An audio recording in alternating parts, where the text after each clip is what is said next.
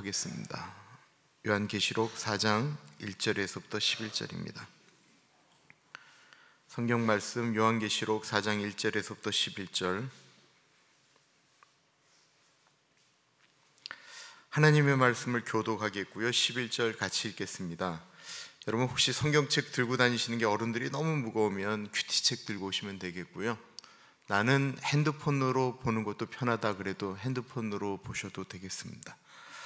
자, 요한계시록 4장 1절에서부터 11절 교독합니다. 이 일 후에 내가 보니 하늘에 열린 문이 있는데 내가 들은 바 처음에 내게 말하던 나팔 소리 같은 그 음성이 이르되 이리로 올라오라. 이후에 마땅히 일어날 일들을 내가 네게 보이리라 하시더라.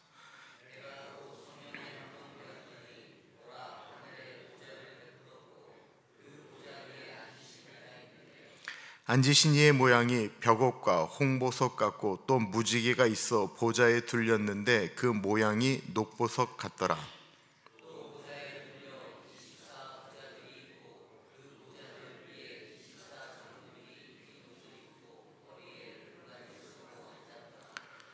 보좌로부터 번개와 음성과 우레소리가 나고 보좌 앞에 켠 등불 7이 있으니 이는 하나님의 7 영이라.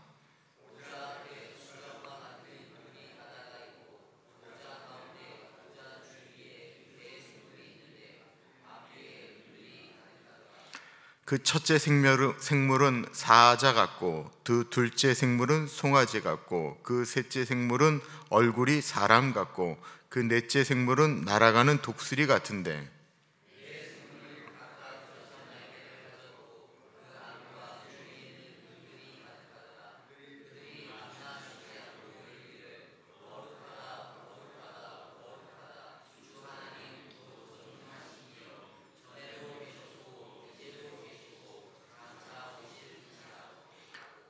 그 생물들이 보좌에 앉으사 세세토록 살아계시는 이에게 영광과 존귀와 감사를 돌릴 때에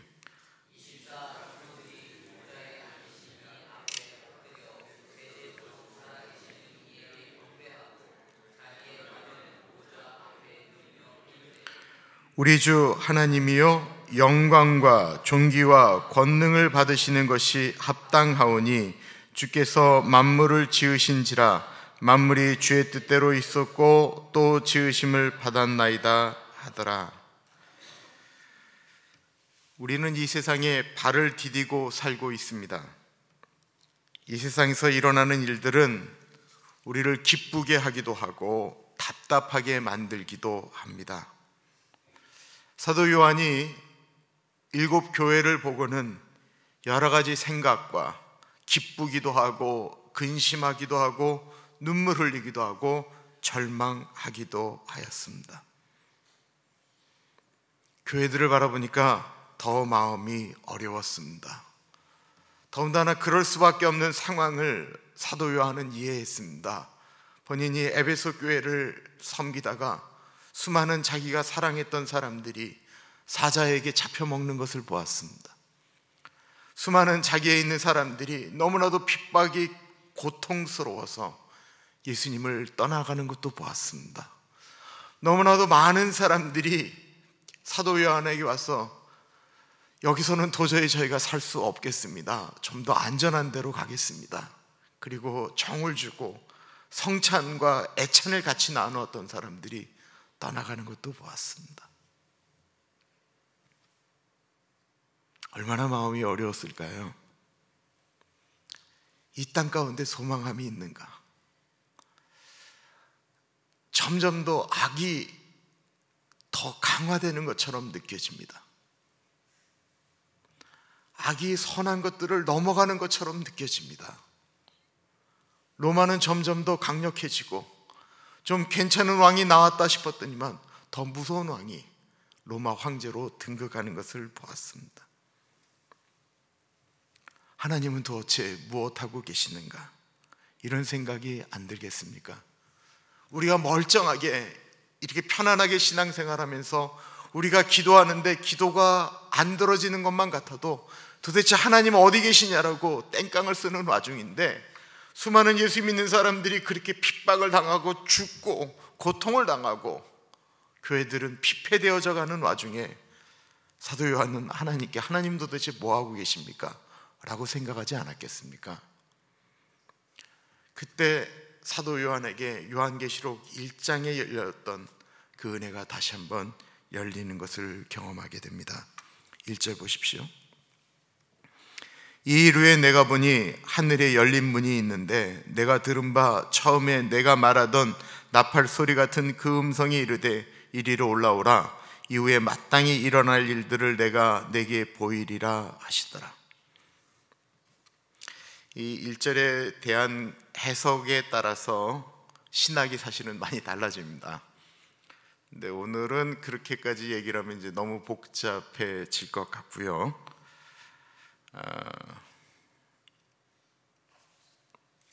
그냥 하늘에 열린 물 한번 보겠습니다. 하늘이 열렸다라는 것입니다.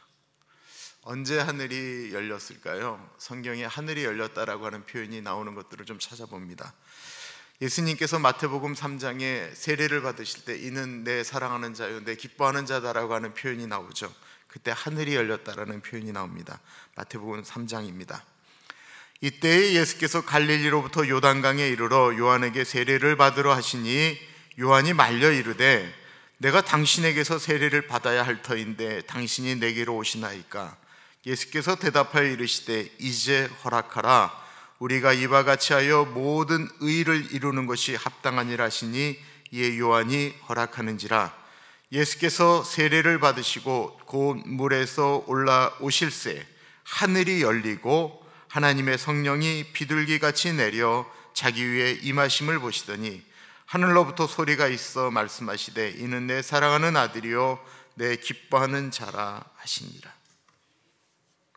성령님이 임할 때 하늘이 열렸다라고 표현하고 있습니다. 또 요한복음 1장에 예수님이 나다나엘을 만나는 장면이 나옵니다. 나다나엘이 예수님을 영접하는 이유는 예수님이 너를 무화과 나무 아래서 보았다라고 하는 표현 때문이죠.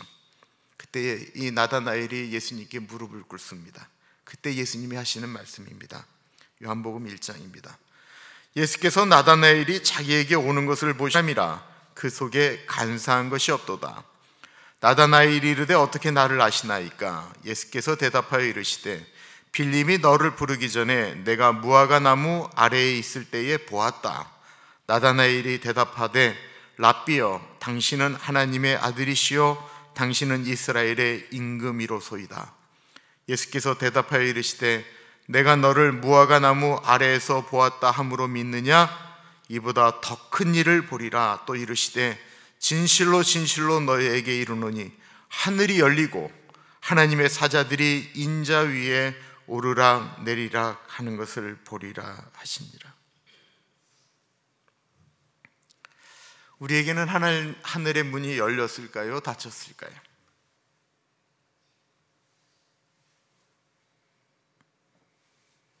저는 지금도 이 세상 가운데 하나님은 하늘의 문을 여셨다라고 믿습니다.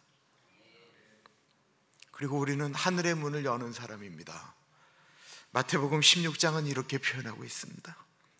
내가 천국 열쇠를 내게 주리니 내가 땅에서 무엇이든지 매면 하늘에서도 매일 것이요 내가 땅에서 무엇이든지 풀면 하늘에서도 풀리리라. 정말 중요한 것은 이 땅 가운데서 우리가 기도하는 거예요. 하늘이 열어서 우리가 열리는 게 아니고 우리가 이 땅 가운데서 어떤 것들을 묶으면 하늘에서도 묶어주시고 우리가 이 땅 가운데서 풀면 하늘에서도 푼다라는 것입니다. 사도 요한이 하나님의 뜻으로 하나님 나라에 올라갔습니다. 이것을 가지고 휴거다라고 얘기하면서부터 이제 나오는 게 이제 세대주의가 나오는 건데, 하여튼 사도 요한이 이렇게 하늘 천상으로 올라간 거예요. 그 장면에서 사도 요한은 세상을 통치하고 계시는 하나님을 보게 됩니다. 세상이 아무리 복잡하게 돌아가는 것 같고 로마가 거대한 힘을 가지고 전 세계를 압박하고 예수 믿는 사람들을 핍박하고 죽이는 와중인데도 하늘 위에 올라가 보니까 하나님께서 그 세상을 통치하고 계셨다라는 것입니다. 요한계시록을 꿰뚫고 있는 굉장히 중요한 이야기가 나오는데 왕에 대한 표현입니다. 2절 보겠습니다. 내가 곧 성령에 감동되었더니 보라, 하늘에 보좌를 베풀었고 그 보좌 위에 앉으신 이가 있는데, 보좌 위에 앉으신 이, 아까 우리가 부른 찬송가 27장, 빛나고 높은 보좌와 그 위에 앉으신, 이 27장이 이 요한계시록 4장과 5장을 가지고 이 말씀 만든 거거든요. 요한계시록의 특장은 보좌에 앉으신 이에 대한 고백입니다. 보좌에 앉으셨다라고 하는 것은 하나님의 주권입니다.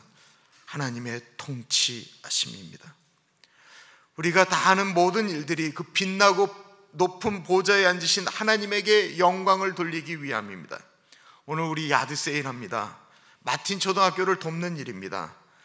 이 일을 하는 이유에 대해서 우리가 정확하게 이해해야 됩니다. 보좌에 앉으신 이와 그 어린 양께 영광 돌리기 위한 일입니다. 사람들은 선한 일이라고 말합니다. 선한 일은 우리가 꼭 해야 될 일이지만 우리가 우리 교회 앞에 있는 초등학교를 돕는 그 일은 하나님 아버지의 영광 때문에 그렇습니다. 이렇게 생각을 하면 우리가 그런 일들을 해야 되는 것들이 아주 당연해지거든요. 왜냐하면 왕의 명령이기 때문에 그렇습니다. 하나님 아버지의 뜻이기 때문에 그렇습니다. 하나님 아버지의 이름을 높여드리는 일이기 때문에 그렇습니다. 그럼 아주 그냥 생각이 단순해집니다. 근데 우리가 거기다 여러 가지 이유들을 하고 붙이고 하다 보면 이 일들이 복잡해져요. 내가 이 일을 하고 싶다 하기 싫다도 그때부터 내가 주인이 되면 복잡해져요. 엄밀하게 이 땅 가운데 일어나는 예수 믿는 사람들의 갈등의 수많은 일들은 내가 왕으로 결정하기 때문에 어려워지는 일입니다. 사도 요한은 그 하나님 아버지에 대한 모습을 도저히 설명할 방법이 없어서 그가 느껴지는 대로 막 기술을 합니다. 여러분, 이게 보시면 이게 상징일까요? 아니면 진짜 그런 걸까요? 유리바다는 어떡하죠? 수영 좋아하는 사람은 하늘나라에 가서는 도저히 수영 못할 것 같아요. 유리바다면 거기다 다이빙 했다면 다 천국에서도 죽는지 안 죽는지 모르겠지만 너무 빛이 나니까 유리바다라고 표현하고 뭐 홍보성, 뭐 무지개 막 많은 얘기들을 하는데 보기에는 어떻게 설명할 방법이 없는 거룩함이죠. 물론 뭐는 뭐다 이렇게 쭉 설명할 수 있지만 그게 다 복잡한 얘기가 되는 것 같아요. 하여튼 요한이 올라갔는데 이 도저히 설명할 방법이 없는 모습을 보고 있는 것입니다. 그리고 요한계시록 4장과 5장에 그 보좌에 앉으신 하나님과 어린 양을 이게 다 지금 찬양하는 모습을 그리고 있는 거잖아요. 올라갔는데 그냥 정신없이 찬양하는 모습이 나오는 거예요. 8절부터 11절을 제가 읽어보겠습니다. 이 내생물은 어디에 나오냐면 옛날 그 에스겔 우리가 말씀 나눌 때 에스겔에 나오는 이 네 짐승하고 이 요한계시록에 나오는 짐승이 다 똑같아요. 네 생물은 각각 6날개를 가졌고 그 안과 주위에는 눈들이 가득하더라. 그들이 밤낮 쉬지 않고 이르기를 거룩하다 거룩하다 거룩하다 주 하나님 곧 전능하신 이여 전에도 계셨고 이제도 계시고 장차 오실 이시라 하고 그 생물들이 보좌에 앉으사 세세도록 살아계시는 이에게 영광과 존귀와 감사를 돌릴 때에 24장로들이 보좌에 앉으신 이 앞에 엎드려 세세토록 살아계시는 이에게 경배하고 자기의 관을 보좌 앞에 드리며 이르되 우리 주 하나님이여 영광과 존귀와 권능을 받으시는 것이 합당하오니 주께서 만물을 지으신지라 만물이 주의 뜻대로 있었고 또 지으심을 받았나이다 하더라. 24장로가 누구냐, 내 생물은 뭐냐라고 하는 것은 계시록을 이제 앞으로 하다가 그냥 나오는 대로 설명을 하겠습니다. 이들이 하는 일이 무엇이냐라고 하는 것입니다. 이들은 지금 하나님을 경배하며 하나님을 찬양하며 기뻐하고 있습니다. 이 모습을 보면서 오늘날 우리들의 예배에 대해서 다시 한번 생각해 봐야 됩니다. 예배의 대상이 누구입니까? 예배의 대상. 예배의 대상은 말할 것도 없이 하나님 한 분이시죠. 예배는 오로지 하나님 한 분에게 드리는 것입니다. 하나님 한 분만이 영광 받으실 분이다라고 하는 것입니다. 보좌에 앉으신 이 앞에 24 장로들이 엎드렸다라고 표현하고 있습니다. 우리는 하나님 앞에 엎드릴 수밖에 없는 존재들입니다. 어느 누가 하나님 앞에 고개 들고 나아갈 수 있겠습니까? 우리가 우리들의 모습을 보면 죄된 모습이 여전하고요, 뭔가를 좀 잘했다라고 생각하고 괜찮다라고 생각하는데 하나님 앞에 정말 고개 들고 나갈 수 없는 존재인 것을 시간이 가면 갈수록 우리는 더 경험하게 됩니다. 24 장로들이 머릿속에 금면류관 다 쓰고 있었는데도 불구하고 하나님 앞에 나아갈 때 다 엎드려서 그분 앞에 나아갑니다. 장로님들이 머릿속에 금면류관이 있었다고 표현하고 있습니다. 그런데 그 면류관을 다 내려놓았다라고 표현하고 있습니다. 머리에 쓴 것들을 벗은 것입니다. 주님께서 그분들을 기쁘게 하면 줬던 면류관 같은 것이었을 것입니다. 수고함에 대한 상급 같은 것이었을 것입니다. 그런데 그 모든 것들을 경배할 때 다 내려놓습니다. 하나님께 자랑할 것이 없다라는 것입니다. 은혜였다라고 고백할 수밖에 없는 것입니다. 그래서 찬양합니다. 영광과 존귀와 권능을 세세토록 받으시옵소서. 하나님, 세상이 왜 이 모양이죠? 사회가 왜 이렇게밖에 안 돌아갑니까? 주님의 몸된 교회라고 이야기하는데 교회가 왜 이 정도밖에 안 되죠? 왜 예수를 믿는 사람들은 이 꼴밖에 안 됩니까? 사도 요한이 가지고 있었던, 교회들에게 편지 쓰면서 너희 교회 진짜 한심하다, 네 교회 문제가 있다, 네 교회 참 좋다 라고 생각하면서 갈등하고 아파하면서 썼던 모든 것들 다 사라지고 없었습니다. 그냥 거기에 올라가서는 그 하나님의 영광 앞에 찬양하는 그것을 보면서 같이 기뻐하고 감격하고 은혜 나누었습니다.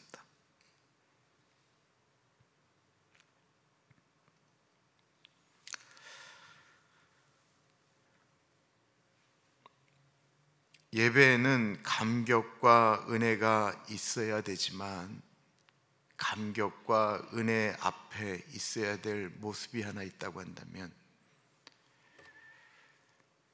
죄된 우리가 그 현장 가운데 있는 것에 대한 감사입니다. 그 감사가 없는 감격과 은혜의 예배라고 하는 것은 감정일 가능성이 있습니다. 또한 우리가 드려지는 예배에 내가 엎드리고 내가 자랑할 것이 없다라고 하는 고백이 없으면 주님 앞에 정말 하나님만을 바라보며 예배 드린다라는 것이 참 어렵습니다. 우리가 하는 일들이라고 하는 것은 사람과 비교하게 됩니다. 공로가 만들어지는 것이 사실입니다.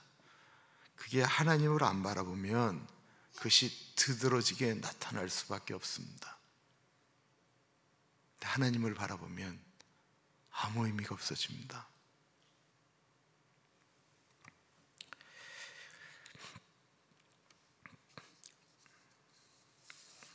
사실은 부르고 싶은 찬양이 있었는데 물어보니까 저희 집사람이 어르신들이 모를 거다라고 얘기해서 내려놓는 것이 있습니다. 근데 그냥 가사만 읽어드릴게요. 서울대학교 성악과를 다녔던 젊은이 한 사람이 참 어렵게 살았는데 예수님을 만났어요. 우리 교회도 한번 왔어요. 정말 힘들게 처절하게 살던 사람, 선교사 손에 의해서 도움을 받고 살던 사람이 서울대 성악과를 갔어요. 그리고는 그 은혜를 하는 것을 받았어요. 그리고 이분이 예수전도단에 들어갔어요. 그리고 찬양을 하나 만들어요. 그거를 박정호 같은 동기였던 박정호 씨가 찬양을 해요. 참 많이 불렀던 찬양이에요. 조성한 목사님이에요. 지금 난가지 사랑의 음악 목사로 있는 조성한 목사님이 대학생 때 만들었던 찬양이 하나 있습니다. 보좌에 계시니와 어린 양께 찬송과 존귀와 영광과 능력을 세세토록 돌릴지어다. 보좌에 계시니와 어린 양께 찬송과 영광과 존귀와 능력을 세세토록 돌릴지어다. 이 세세토록이라는 것은 우리가 살아있을 때와 우리가 죽어서 천국에 가서도 보좌에 계시니와 그 어린 양께 찬송과 존귀와 영광과 능력을 세세토록 돌릴지어다. 기도하겠습니다.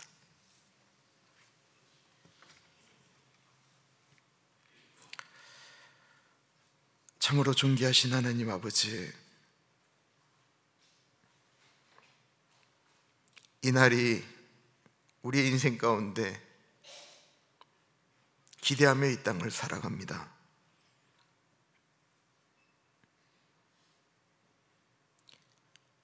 주님의 영광 앞에 나아가서 주님과 더불어 먹고 마시며 찬송과 영광과 존귀와 능력을 하나님께 마음껏 올려드리는 그날을 기대하며 이 땅에 살아갑니다. 이 땅에 살아가면서도 하나님 나라에서 행할 그 일들을 기대하면서 우리들의 예배 가운데, 우리들의 삶 가운데 찬양과 영광과 존귀와 능력을 받으실 그 하나님 앞에 우리의 삶을 드리며 우리의 예배를 드립니다. 오늘 우리가 드리는 봉사의 예배가 있습니다. 마틴 초등학교를 돕는 그 일에 하나님 아버지께 드리는 행동의 열매입니다. 하나님, 우리 앞에 입술의 열매가 있기를 기도합니다. 우리의 입술이 죽게 하듯 사람들을 축복하며 사람들을 세우는 입술이 되어지기를 기도합니다. 하나님, 우리의 심장이, 우리의 마음이, 우리의 손과 발이 하나님께 영광을 돌리는 삶의 지체들이 되어지기를 간절히 기도합니다. 하나님 아버지, 우리가 각기 다릅니다. 똑같을 수가 없습니다. 지력, 체력, 영역이 각기 다릅니다. 다른 우리들을 한 몸이다라고 표현하시면서 머리도 있고 목도 있고 팔도 다리도 있고 손과 발도 있다라고 했습니다. 서로를 이해하며 서로를 그 몸 안에서 같이 격려하며 한쪽이라도 부족하지 않도록 같이 연합하며 하나님께 영광 돌리는 인생 되어질 수 있도록 하나님 같이 하여 주옵소서. 오늘 날씨가 낮에 덥다라고 합니다. 물이 위에서 아래로 자연스럽게 흘러내려가는 것처럼 오늘의 모든 과정들이 그렇게 흘러갈 수 있도록 도와주옵소서. 하나님 아버지,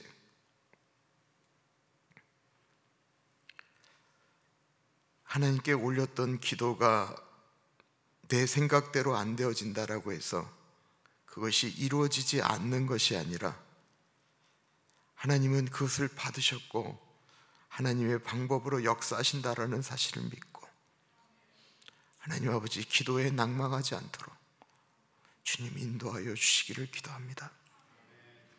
사랑의 하나님 아버지, 아프신 분들이 있습니다. 주님이 약속하셨던 약속의 말씀을 믿습니다. 의인의 강구는 역사하는 힘이 있다고 하셨고,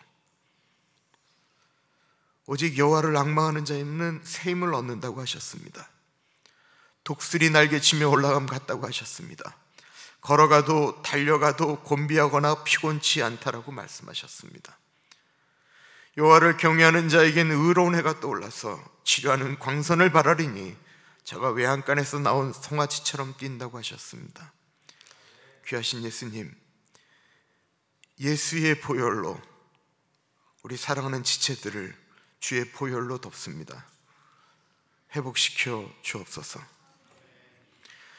지금은 우리 주 예수 그리스도의 은혜와 우리를 너무나도 사랑하셔서 하나밖에 없는 아들을 넉넉하게 보내주신 하나님 아버지 그 크신 사랑하심과 성령 하나님 감화감동 역사 충만 교통하심이 하나님의 영광을 위하여 삽니다.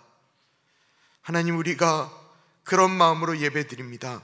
다시 한번 고백하는 사랑하는 주의 백성들 머리 위에 지금으로부터 영원토록 같이 하시길